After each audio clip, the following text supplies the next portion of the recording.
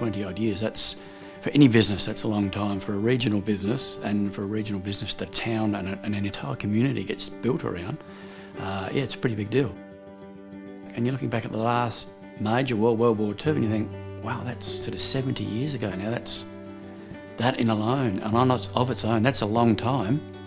Prior to that, you had the war to end all wars, the First World War, and then prior to that, there's a little thing called the Boer War that actually occurred while this organisation was up and running. So, yeah, we've been around for a while, and we've probably seen a few prime ministers off, and we probably existed before Federation.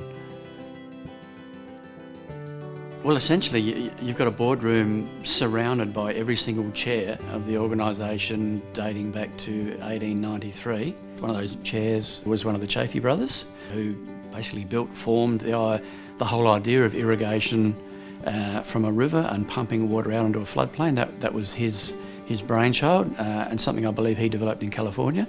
And then you go all the way around, there's every chair of this organisation for the last 120, actually be about 116 years, because mine's not up, and I'm the bloke that took over from the last one about just over 10 years ago. Really, the RIT pumps life into Renmark and its surrounding districts. Its history through floods, through fire, through dry, but the RIT has remained that stable supplier, because without the RIT, Renmark is really just a dust bowl in the desert. 125 years, I think, is fantastic. There's not too many organisations that have lasted that long, and probably we're doing it better than we ever have done before. The irrigation methods have improved substantially over the years. When I came here, the water was delivered in open channels, so a lot of water was lost to evaporation. RITs put the water into pipelines to stop that evaporation, a more accurate delivery. We can use more efficient irrigation systems. That water is the difference between us being able to produce a crop and not. The interesting thing is that we now work with a lot less water than we did 20 years ago, but most people are making that work for them. We're getting better at how we apply the water, and we're getting better at knowing what's in our soils and knowing what our plants need. So we're actually getting very good at that.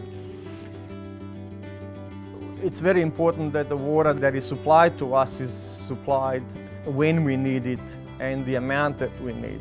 And it's easy to manage the property when that is, when that's available to you at all times. The growers needed that confidence to invest more, and we know that as growers invested more in their properties, renewing plantings, what it meant was that they had confidence in the RIT in delivering water at a price that was comparable to anywhere else in the basin. We're also getting heavily involved in water stewardship, which in the longer term hopefully allowing our growers to say with confidence that we are operating at best practice standards in terms of water management. We are getting involved in the rehabilitation of the floodplains around the Renmark Township. The changes in the way that the floodplain looks is just incredible.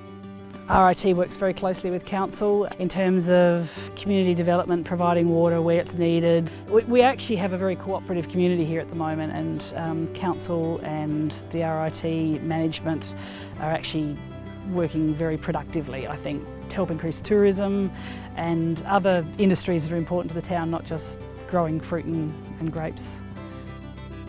I grew up here and didn't quite know what the Trust did. It was just always something that was in the background. But since I've been part of that and realised how closely we will link with so many parts of the community, yeah, I am quite proud. And it's actually been a great way for me to become more part of the community that I moved back to, so it's been good. What better way to celebrate your 125th than have a party? The only trouble with the party is it's the morning after, and then pretty much everyone moves on and it's forgotten. It might be in the local newspapers or on the news if you're lucky. There'll be some social media stuff, but we thought, let's go old school. We're an old organisation, we've been around for 125 years. Let's actually commission a book. And we were lucky enough to know of a local retired school teacher who was very interested in history. It's a fantastic thing, and we certainly thank Jeff. We're very proud of what he's done. It was a really interesting experience because just below us there's a underground archives, and there's lots of old papers stored in the archives, and they hadn't really been sorted out, and so I had to go through those archives and find the relevant information. Some of it was quite dusty and some of it was damaged by the floods. So sorting through all of those old bits of paper was revealing, and also we made the decision early on that we'd try and interview as many people as we could to find out some of their personal stories about the RIT, and so that gave me a connection with the community which I didn't have before. I was constantly amazed by the things I didn't know about Renmark, which I discovered, and thought, why didn't I know this? Nobody's really written it down, or if they had written it down, there were little stories here and there which hadn't been gathered together, and I think that in every chapter there are things which will surprise people and say, this is a really interesting bit of Renmark's history. The RIT is just a great institution here in Renmark. What I would say is I would say thank you to everyone that's been involved from day one. We see the people that work behind the scenes making sure that pipes are repaired, pumps are repaired, making sure that growers, when they turn on their pumps, they've got water there to water the plants and the food that they need. And just recently the RIT received an award that they should be proud of, that should be put at the top of the mantelpiece. And I know that Peter Duggan, the chair of the RIT, would be very, very proud of his achievements. What he's been able to do is bring the RIT to what the world expects of food producers, and that is they are the eyes and the ears of the environment that surrounds them, as well as being responsible water users. And most of all, I'd like to congratulate the RIT, 125 years, outstanding achievement. Be proud.